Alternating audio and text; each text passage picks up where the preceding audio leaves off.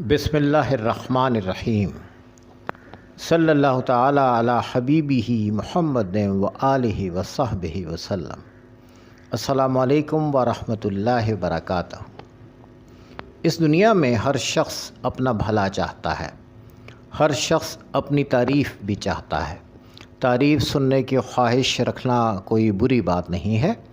تعریف یا ستائش سے کئی اچھے نتائج ملتے ہیں۔ تعریف جذبہ تعمیر میں اور پیداواریت یعنی پروڈکٹیوٹی میں اضافے کا سبب بنتی ہے۔ تعریف سے انسان کو خوشی ہوتی ہے، حوصلہ ملتا ہے۔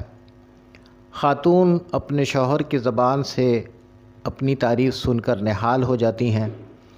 بعض اوقات تعریف سے تھکن بھی دور ہو جاتی ہے۔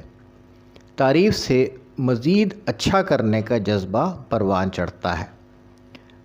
جائز تعریف کے نتائج مثبت اور خوشگوار ہوتے ہیں، ناجائز تعریف نقصان دہ ہوتی ہے۔ والدین اپنے بچوں کی تعریف کر دیں تو بچوں کو بہت خوشی ہوتی ہے۔ اسکول، کالج یا یونیورسٹی کے استاد اپنے کسی شاگرد کی تعریف کر دیں تو اسے بہت خوشی ہوتی ہے۔ دفتر میں افسر اپنے کسی ماتحت کی تعریف کر دیں تو وہ بہت خوش ہوتا ہے۔ پیر و مرشد اپنے کسی مرید کی تعریف کر دیں تو اس مرید کی خوشی کا کوئی ٹھکانہ ہی نہیں ہوتا۔ ان مثالوں سے یہ بتانا مقصود ہے کہ تعریف کی خواہش رکھنا کوئی بری بات نہیں۔ معاملہ وہاں سے بگڑنا شروع ہوتا ہے جب تعریف کی خواہش اعتدال سے بڑھ کر خود ستائش اور خود پرستی کی حدود میں داخل ہو جاتی ہے۔ دنیاوی معاملات میں کوئی اچھا مقام پانے کے لیے بہت محنت کرنا ہوتی ہے۔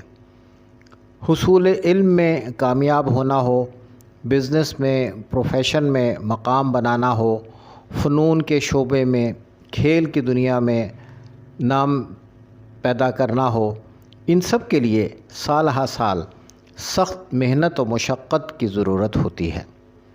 مادی یا دنیاوی شعبوں میں معیار اور چیک اینڈ بیلنس بھی ہوتے ہیں۔ دوسری طرف لاشعوری معاملات میں بظاہر کوئی معیار یا دنیاوی طرزوں پر چیک اینڈ بیلنس نہیں ہے۔ سلاسل طریقت میں تربیت کا تعلق لاشعوری معاملات سے بھی ہے۔ لاشعوری معاملات میں دوران تربیت اور تربیت کے بعد بھی بہت زیادہ احتیاط کی ضرورت ہے۔ لاشعوری معاملات میں تربیت لینے والے جس شخص میں خود ستائش اور خود پرستی کے جذبات کا غلبہ ہوگا، وہ اپنی ذرا سی کیفیات پر لوگوں کی تعریف سننا چاہے گا۔ ایسا شخص لوگوں پر اپنا تاثر قائم کرنے کے لیے اپنی کیفیات کو بڑھا چڑھا کر بھی بیان کر سکتا ہے۔